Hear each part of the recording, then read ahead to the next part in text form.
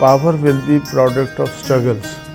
जो राजनीतिक सत्ता है वो संघर्ष में से ही निकलेगी, वैसे ही कोई हमें थाली में लेकर उसको नहीं परोसेगा। कि देश में कुछ गिने चुने पूंजीपतियों व धन्ना सेठों का विकास होने की बजाय बल्कि यहाँ गरीब व आम लोगों का ही विकास होना चाहिए। सुनो सुनो सुनो सुनो सुनो सुनो है देश के लोगों,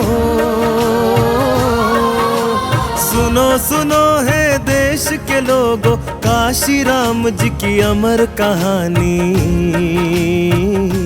26 जनवरी 1950 भारत का संविधान लागू हुआ।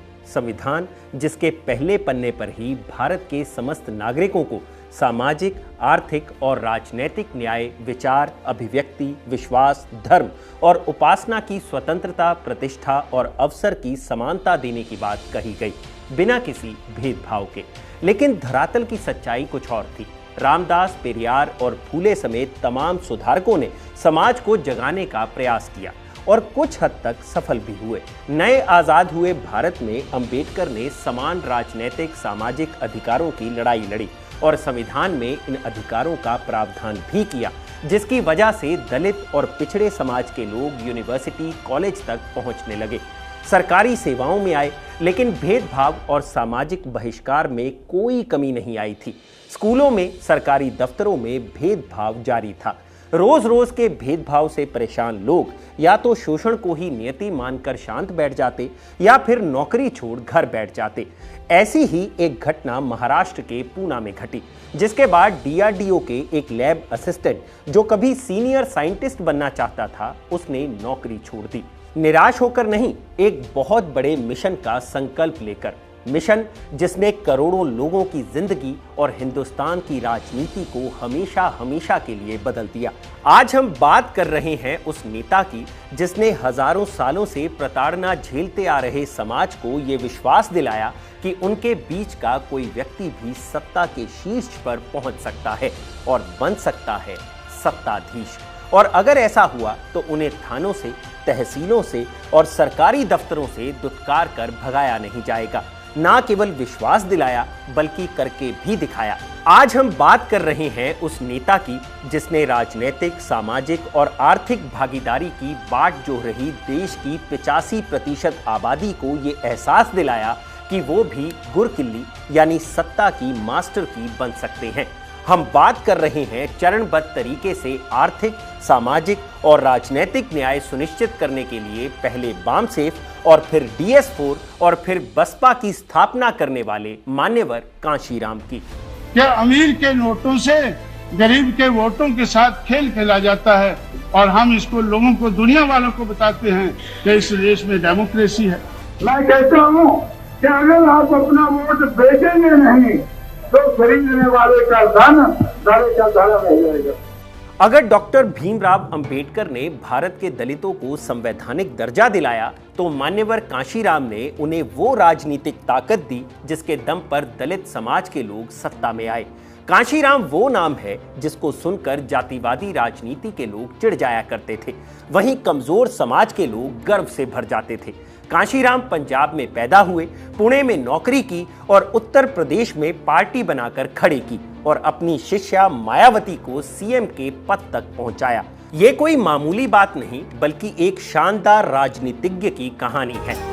गांव गांव हर नगर में जाकर उन्होंने अलख जगाया। हो गांव गांव हर नगर में जाकर उन्होंने अलख जगाया। सब हो एक समान देश में बीड़ा यही उठाया। कोई ऊंच नीच ना हो, सब हो एक समान। हर जाति के नर नारी को मिले उचित सम्मान। दलित व अपेक्षित समाज के हित में जिसने जीवन की दी है कुर्बानी। एक सुधारक जिसने देश में बराबरी लाने की ठानी। एक सुधारक जिसने देश में बराबरी लाने की ठानी। सुनो सुनो सुनो सुनो सुनो सुनो सुनो सुनो। आज भी दलित मान्यवर कांशीराम की दी हुई बात दोहराते हैं, जिसकी जितनी संख्या भारी उसकी उतनी हिस्सेदारी। ऐसा नहीं है कि हिंदुस्तान में दलित समाज की आवाज कभी उठाई नहीं गई, लेकिन इसका प्रोसेस काफी धीमे रहा है। भक्ति काल में कबीर और रैदास जैसे संत कवियों ने जाति पर जोरदार प्रहार किया। बाद में ब्रिटिश राज में सरकार और फिर ज्योतिबा फुले, महात्मा गांधी, पेरियार और बाद में डॉक्टर अंबेडकर ने लगातार जाति पर प्रहार किया। 20वीं शताब्दी के 7वें दशक में महाराष्ट्र में दलित पैंथर आंदोलन हुआ, जिसने दलित चेतना को आक्रामक बनाया। पर इसका सही रूप कांशीराम के नेतृत्व में भारत के सबसे बड़े राज्य उत्तर प्रदेश में देखने को मिला, जब वर्णाश्रम में सबसे नीचे आने वाली जाति की सुश्री मायावती यूपी की मुख्यमंत्री बनी। एक दलित महिला का सीएम बनना किसी अजूबे से कम नहीं था, क्योंकि एक नया इतिहास लिखा जा रहा था। कांशीराम का पंजाब से यूपी आकर दलित समाज के लिए राजनीति करना कोई संयोग की बात नहीं है। जब हिंदू धर्म में फैली कुरीतियों को दूर करने के लिए आर्य समाज का गठन किया गया था, तब वो पंजाब और यूपी में ही ज्यादा फैला था। लेकिन दलित समाज की चिंता इससे दूर नहीं हुई, खासकर जब अपने अंतिम समय में डॉक्टर भीमराव अंबेडकर ने अपने हजारों अनुयायियों के साथ मिलकर बौद्ध धर्म ग्रहण कर लिया था। हर एक मोड़ पर मुश्किल आई, कदम कदम पर उलझन। हर एक मोड़ पर मुश्किल आई, कदम कदम पर उलझन। फिर भी कदम न रुकने पाए, बढ़ते रहे वह हरदम। जहां भी जाते कहते सबसे, कब तक जुल्म सहोगे। देश हुआ आजाद मगर तुम कब तक गुलाम रहोगे। दलित व अपेक्षित समाज के हित में जिसने जीवन की दी है कुर्बानी।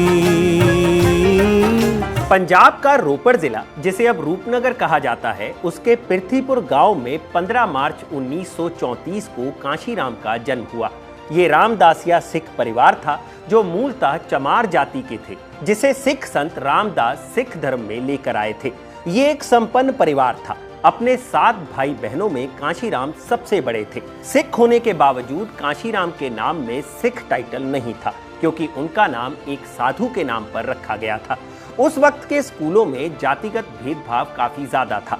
कांशीराम इसी परिवेश में पले बड़े और रूपनगर से ही बीएससी की पढ़ाई की।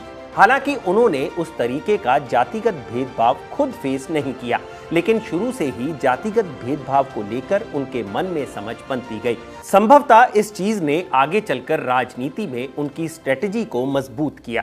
संपन्न और मजबूत होने के कारण ही कांशीराम की राजनीति हमेशा नेगोशिएशन वाली रही, यानी उनकी राजनीति में सरेंडर शब्द नहीं था। 1956 में कांशीराम स्नातक करने के बाद देहरादून पढ़ने चले गए। उसी साल डॉक्टर अंबेडकर की मृत्यु हुई। कांशीराम का अंबेडकर के कार्यों और विजन से परिचय हो चुका था। अगले बरस उनको पूना में explosive research and development laboratory में रिसर्च असिस्टेंट की नौकरी मिल गई। कांशीराम बताते हैं कि बचपन में उन्होंने अपने पिताजी को एक सीनियर अधिकारी के लिए गेस्ट हाउस में हाथ से पंखा हाँकते देखा था। अधिकारी कहीं नाराज ना हो जाए, इसलिए उनके पिता पसीने से तरबतर अपना काम करते रहे। बरसों बाद जब कांशीराम सांसद बने तो एक बार वो उसी गेस्ट हाउस में ठहरे। रात को अचानक उनको घबराहट हुई और ऐसा लगा कि उनके पिता अब भी उसी तरह बाहर पंखा हाँक रहे हैं। इन चीजों को देखने के बाद जब वो नौकरी करने पुणे पहुंचे तो वहां पर भी उनको जातिगत भेदभाव का एक नया रूप देखने को मिला। पंजाब में धर्म परिवर्तन के बाद भी एक सामाजिक भेदभाव था। महाराष्ट्र में जातिगत भेदभाव का बहुत ही खराब रूप सामने था। कांशीराम को यह समझ आ गया था कि यह चीज सिर्फ नौकरी करने से खत्म नहीं होगी, क्योंकि नौकरी करते हुए उनके सामने एक अजीब स्थिति आ गई। ऑफिस में बुद्ध जयंती और अंबेडकर जयंती की छुट्टी रहती थी। एक दिन इन दोनों छुट्टियों को तिलक जयंती और गोखले जयंती से रिप्लेस कर दिया गया। एक कर्मचारी ने इसका विरोध किया तो उसे नौकरी से निकाल दिया गया। कांशीराम उस कर्मचारी की खुददारी से इतने प्रभावित हुए कि यहीं से शुरू हो गई उनकी जंग। एडमिनिस्ट्रेशन के फैसले के खिलाफ कांशीराम ने कोर्ट, कचहरी, बड़े अधिकारी, नेता, यहां तक कि उस वक्त के डिफेंस मिनिस्टर वाईवी चौहान जो महाराष्ट्र से ही आते थे, उनसे भी मुलाकात की। सारे दलित कर्मचारियों को ऑर्गेनाइज किया और लगातार पिटीशन डालते रहे। आखिरकार बुद्ध जयंती और अंबेडकर जयंती की छुट्टियां बहाल हुई। जिस दिन बहुजन समाज, फुले शाहू अंबेडकर को मानने वाला समाज, उनकी विचारधारा को आगे बढ़ाने वाला समाज जब इस देश का हुक्मरान बन जाएगा, मैं दावे से कहता हूं कि हम इसको बनाकर छोड़ेंगे। इस समाज को हम इस देश का हुक्मरान बनाकर छोड़ेंगे। यहां से कांशीराम का जीवन बदल गया। क्लास 1 ऑफिसर रहते हुए वो सबसे निचली श्रेणी के कर्मचारियों से जुड़े थे। ये एक गवर्नमेंट सर्वेंट के लिए क्रांतिकारी कदम था, लेकिन ये बाधा भी था।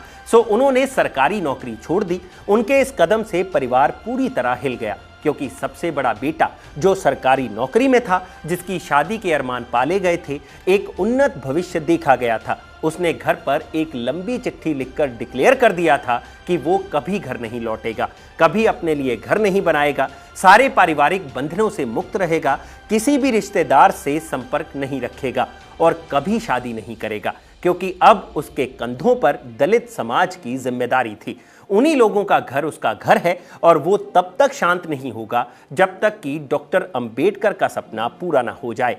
ये किसी भी एंगल से बहुत खतरनाक कदम था अपने जीवन और अपने परिवार के जीवन के लिए। कोई भी ये सलाह नहीं देता या कोई भी ऐसा करने वाले व्यक्ति को पागल ही समझता, लेकिन कांशीराम के अंदर ये जुनून था और ऐसा ही जुनून इतिहास रचता है। 1964 में अपनी नौकरी छोड़ने के बाद वो दलित समाज को जागृत करने और उन्हें संगठित करने में लग गए। कांशीराम ने पहले Republican party of India join की। इसके साथ ही वो अंबेडकर के पीपल्स एजुकेशन सोसाइटी से भी जुड़े थे, लेकिन उन्होंने ये पाया कि पार्टी के नेता दलित समाज के लिए काम नहीं कर पा रहे। उनकी राजनीति का तरीका कांशीराम को पसंद नहीं आया, क्योंकि ये पार्टी मूलतः डॉक्टर अंबेडकर की पार्टी थी, जो कि 1956 में बनी थी, लेकिन कांग्रेस के सामने धीरे धीरे इसके अस्तित्व पर सवालिया निशान खड़ा हो गया था, क्योंकि कई सारी पार्टियां अपने अपने तरीके से दलित वोटों को हस्तांतरित कर रही थी। उस वक्त महाराष्ट्र में कांग्रेस और रिपब्लिकन पार्टी के अलावा आरएसएस भी सक्रिय था। साथ ही मराठी पहचान पर आधारित एक नई पार्टी शिवसेना भी बन रही थी। ऐसे में दलित उद्देश्य पीछे चला गया। दलित पैंथर्स के रूप में वहां क्रांति जरूर हुई, पर राजनीतिक ताकत कोसों दूर थी। 1965 से लेकर 70 तक जब मैं महाराष्ट्र में था, तो मुझे ये देखने को मिल रहा था कि अंबेडकर की चलाई हुई मूवमेंट आहिस्ता आहिस्ता वो फेल होती नज़र आ रही थी। तो उसके फेल्योर के काफ़ी कारण मैंने ढूंढने की कोशिश की, तो मैं इस नतीजे पर पहुंचा कि जिस समाज की गैर राजनीतिक जड़ें मजबूत नहीं होती हैं, उस समाज की राजनीति कामयाब नहीं हो सकती है। तो इसलिए मुझे ये दबे कुचले समाज की गैर राजनीतिक जड़ों को मजबूत करना चाहिए। और जब मैं जड़ें देखने लगा तो मुझे जड़ें ही नजर नहीं आई। इन सबके मद्देनजर कांशीराम ने 1971 में अपना एक संगठन SMCEA तैयार किया, जिसने पढ़े लिखे दलित समाज के लोगों के साथ साथ सरकारी और प्राइवेट नौकरियों में कार्यरत दलित लोगों को जोड़ने का काम शुरू किया। ये अंबेडकर द्वारा जगाई जन चेतना के बाद किसी शख्स द्वारा किया गया सबसे बड़ा राजनीतिक आंदोलन था, जो अपने सबसे साइलेंट रूप में धीरे धीरे पसर रहा था। पूना के नेहरू मेमोरियल हॉल में इसका पहला अधिवेशन हुआ, जिसमें कांशीराम को प्रेसिडेंट चुना गया। उन्होंने कर्मचारियों की समस्याओं को सुनने और उन शिकायतों के निपटारे से शुरुआत की। ये दिखाता है कि कांशीराम में मैनेजमेंट कौशल और उनके पास एक अद्भुत विजन था। डॉक्टर अंबेडकर ने कहा था, एजुकेट, एजिटेट, ऑर्गेनाइज। कांशीराम ने एक नया नारा दिया, become educated, become consolidated and struggle. ये काफी बड़ा विजन था जिसके तहत दलित माइनॉरिटी और सारे पिछड़े वर्गों को जोड़ने का काम शुरू हुआ। कांशीराम लगातार पूरे देश में दौरे और मीटिंग्स कर सरकारी कर्मचारियों, प्राइवेट नौकरियों वाले और तमाम दलित लोगों को जोड़ते रहे। आखिरकार 6 दिसंबर 1978 को बाबा साहब अंबेडकर के परिनिर्वाण दिवस पर नई दिल्ली के करोल बाग स्थित ऑफिस में बामसेफ का गठन हुआ। बामसेफ यानी all India backward and minority communities employees federation. इसके तहत ही कांशीराम ने अपनी राजनीतिक गतिविधियों को दिल्ली में केंद्रित कर लिया। इस दौरान उन्होंने वो सारी चीजें की जो आप सोच सकते हैं। एक कमजोर वर्ग को ताकतवर बनाने के अपने उद्देश्य में उन्होंने एक सेकंड का भी समय बर्बाद नहीं किया। ट्रेन हो या बस, किसी भी चीज से यात्रा कर लेना, कहीं भी खा लेना या फिर सो जाना और लगातार सबको मोटिवेट करना। अक्सर कमजोर वर्गों से पढ़कर नौकरियां करने वाले लोग अपनी नई जिंदगी में फंस जाते हैं। उनमें राजनीतिक चेतना जगाना एक मुश्किल काम होता है, जैसे कि आजादी के आंदोलन में हुआ था। सरकारी नौकरी करने वाले लोग आंदोलन का हिस्सा नहीं बन पाते थे। कांशीराम की ये बड़ी सफलता थी कि नौकरी पेशा लोगों को उन्होंने समाज से वापस जोड़ दिया। ये कांशीराम ही थे जिनकी वजह से केंद्रीय कर्मचारी, डॉक्टर, प्रोफेसर, वकील, पीएचडी होल्डर, स्टेट सर्विसेज के कर्मचारी ये सब संगठन के साथ जुड़ चुके थे। 1979 में कांशीराम ने डॉक्टर अंबेडकर पर एक सेमिनार करवाया। ये अब तक की अंबेडकरवादी चेतना से बिल्कुल अलग प्रैक्टिकल मूव था, जो सिर्फ एकेडमिक्स में नहीं बल्कि सक्रिय राजनीति वाला था। ये संगठन लोगों से ही थोड़े थोड़े पैसे लेकर चलाया जा रहा था। शहर और गांव के लोगों को जोड़ने के लिए अलग अलग स्तर पर संगठन का विस्तार किया गया। इसके बाद बुद्ध, अंबेडकर, साहू जी महाराज, ज्योतिबा फुले, झलकारी बाई समेत इन तमाम दलित आइकन्स के बारे में धीरे धीरे जनता को बताया जाने लगा। जन चेतना का प्रभाव ये पड़ा, जब भी बामसेफ की मीटिंग होती उसमें हजारों लोगों की भीड़ शामिल होती। लोगों ने अपनी जेब से पैसे देने शुरू किए, क्योंकि ऐसे संगठन को चलाने के लिए सबसे अहम चीज होता है पैसा। लेकिन सवाल ये था कि दलित चेतना जगाने के लिए ये पैसा आएगा कहां से, क्योंकि अब तक बामसेफ एक राजनीतिक संगठन ही था। 1981 में DS4 यानी दलित शोषित समाज संघर्ष समिति का गठन हुआ, लेकिन ये भी अराजनीतिक संगठन ही था। हालांकि बामसेफ की तुलना में ये थोड़ा राजनीतिक था।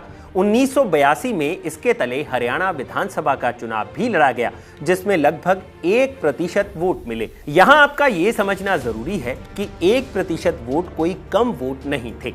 1982 में ही कांशीराम ने एक किताब लिखी जिसका नाम था दी चमचा एज, यानी चमचों का युग।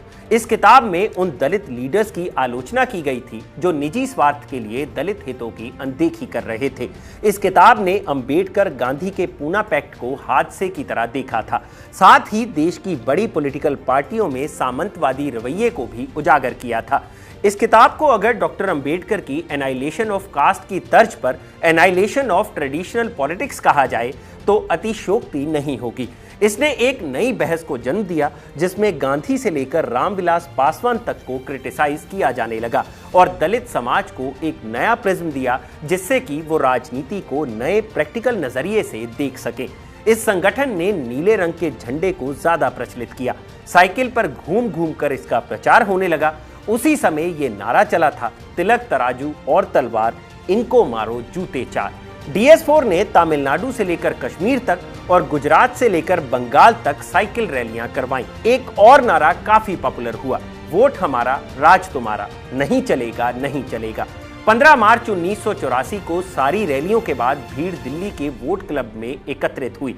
ये देश के इतिहास में बहुत बड़ी घटना थी। ये काफी भावुक करने वाली घटना थी। किसी ने ऐसा ना कभी देखा था और ना ही कभी सुना था। अब पूरी राजनीति करने का वक्त आ गया था। जो कविता कभी लिखी गई थी कि सिंहासन खाली करो कि जनता आती है, वो शायद इसी दिन के लिए लिखी गई थी। आखिरकार 1984 में कांशीराम ने बहुजन समाज पार्टी यानी बसपा का गठन किया। नाम बहुत ही सावधानी से चुनकर रखा गया था। बहुजन सारे शोषित वर्गों को रिप्रेजेंट करता है। और फिर इसी में एक नाम फेमस हुआ जिसने दलित चेतना की नई इबारत लिखी, मायावती।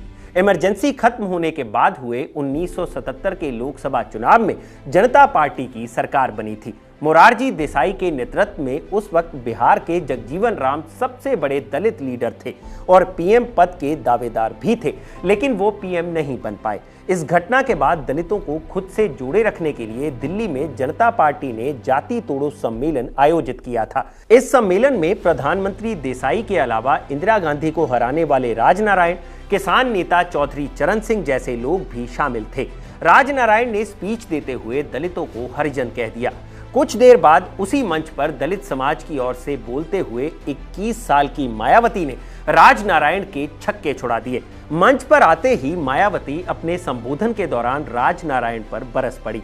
मायावती ने कहा, जिन सामाजिक नेताओं को ये नहीं पता कि हरिजन शब्द दलितों के लिए अपमानजनक है, वो जातीय भेदभाव कैसे मिटा पाएंगे। उन्होंने बाबा साहब भीमराव अंबेडकर का नाम लेते हुए कहा कि संविधान निर्माता ने भी संविधान में हमारे लिए अनुसूचित जाति शब्द का इस्तेमाल किया है, तो फिर कोई और नेता हमें हरिजन क्यों कहेगा। मायावती लॉ की पढ़ाई करने के बाद एक प्राथमिक शिक्षक थी और आईएएस बनने के लिए तैयारी कर रही थी। उनकी इस स्पीच ने हर तरफ हंगामा कर दिया। इसके बाद कांशीराम मायावती से मिलने उनके घर आए। वहां कांशीराम ने मायावती से कहा कि कलेक्टर बनकर आप समाज के लिए कितना कर लोगे, असली बदलाव तो राजनीति से होगा। इस तरह मायावती के रूप में कांशीराम को एक नया सिपे सालार मिल गया। ये कांशीराम का कन्विक्शन था, ये उनकी कन्विंसिंग पावर थी जो असाधारण थी। अब बारी आई इलेक्शन सिंबल चुनने की। कांशीराम ने हाथी को चुना क्योंकि महात्मा बुद्ध की माता को सपने में हाथी दिखा था। साथ ही डॉक्टर अंबेडकर की पार्टी का भी निशान हाथी ही था। इसके साथ ही राजनीति का मुख्य अखाड़ा उत्तर प्रदेश बना, क्योंकि बाकी राज्यों में स्थिति अलग थी और उत्तर प्रदेश में दलित राजनीति का अवसर मौजूद था। अपनी डाइवर्सिटी के जरिए उत्तर प्रदेश एक मिनिएचर इंडिया को रिप्रेजेंट करता है। यहाँ जो होता है वो पूरे देश की राजनीति में झलकता है।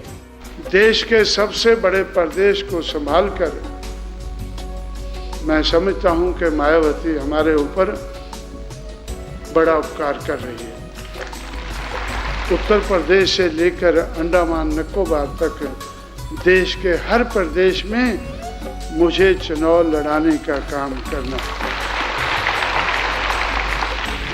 बहुजन समाज को तैयार करके चुनाव लड़ाकर 272 लोकसभा के मेंबर जिताने का काम मुझे करना है और इस काम में करने के लिए मैं देश भर में मारा फिरता हूँ।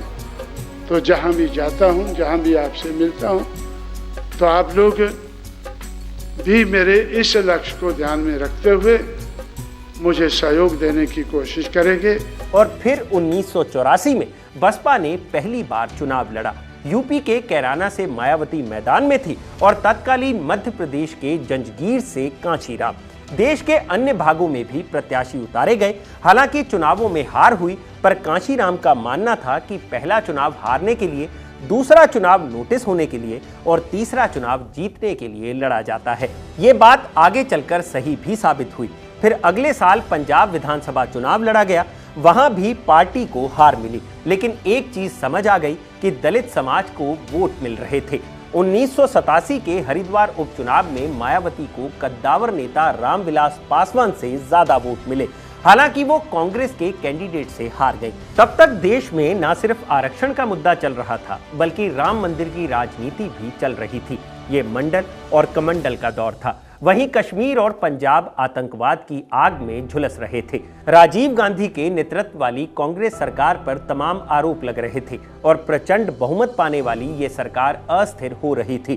कांशीराम ने इस बीच लगातार दलित समाज को सामाजिक और आर्थिक रूप से सुदृढ़ किया, जागृत किया और इकट्ठा किया। आखिरकार 1989 के चुनाव में कांशीराम की मेहनत रंग लाई। खुद तो वो अमेठी की सीट से राजीव गांधी और महात्मा गांधी के पोते राजमोहन गांधी के खिलाफ लड़े और हारे, लेकिन इस चुनाव से उन्होंने बसपा को इंटरनेशनल लेवल पर लाकर खड़ा कर दिया।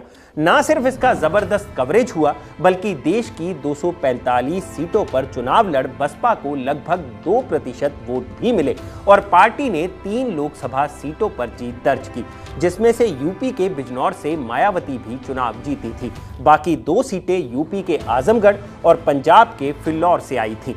यूपी विधानसभा चुनाव में भी 13 सीटें मिली। इसके बाद कांशीराम देश के टूर पर निकल गए। वो रुकने वाले लोगों में से नहीं थे। इस मौके का भरपूर फायदा उठाते हुए उन्होंने पूरे देश की रैली की और 1991 में फिर से दिल्ली के वोट क्लब में समापन किया। लेकिन फिलहाल रास्ता लंबा था और मुश्किलें आनी थी। आरक्षण, राम मंदिर और फिर केंद्रीय सरकारों का गिरना और अंत में राजीव गांधी की हत्या, इन चीजों ने बसपा को पीछे धकेल दिया। 1991 के चुनावों में बसपा हारी और स्टार कैंडिडेट मायावती भी चुनाव हार गई। लेकिन इस बार यूपी के इटावा से कांशीराम संसद पहुंचे। कल्याण सिंह के नेतृत्व में भाजपा की सरकार बनी, लेकिन बाबरी मस्जिद कांड के बाद ये सरकार भी गिर गई और फिर 1993 में यूपी विधानसभा के चुनाव हुए। इस बार ओबीसी पॉलिटिक्स के लीडर मुलायम सिंह यादव की समाजवादी पार्टी के साथ मिलकर कांशीराम की बसपा ने चुनाव लड़ा और इस बार कांशीराम का सपना पूरा हुआ। मिली जुली ही सही, लेकिन सरकार बन गई। बसपा अब यूपी की सत्ता में हिस्सेदार थी। लेकिन सपा और बसपा में पॉलिटिकल आइडियोलॉजी का फर्क था, जिसके चलते बहुत सी बातों पर सहमति नहीं बन रही थी। इस बीच कांशीराम ने चुपचाप बाकी पार्टियों से भी बात करनी शुरू कर दी थी। 1994 में कांशीराम को हार्ट अटैक आया। फिर 1995 में कांशीराम ने बिल्कुल विपरीत विचारधारा वाली पार्टी भाजपा से गठबंधन कर सबको चौंका दिया। पॉलिटिक्स के गेम में उन्होंने यूपी के बड़े नेता मुलायम सिंह यादव को मात दे दी थी। उस उलटफेर के बाद मायावती यूपी की मुख्यमंत्री बनी, लेकिन ये सरकार नहीं चली और एक बार फिर चुनाव हुए।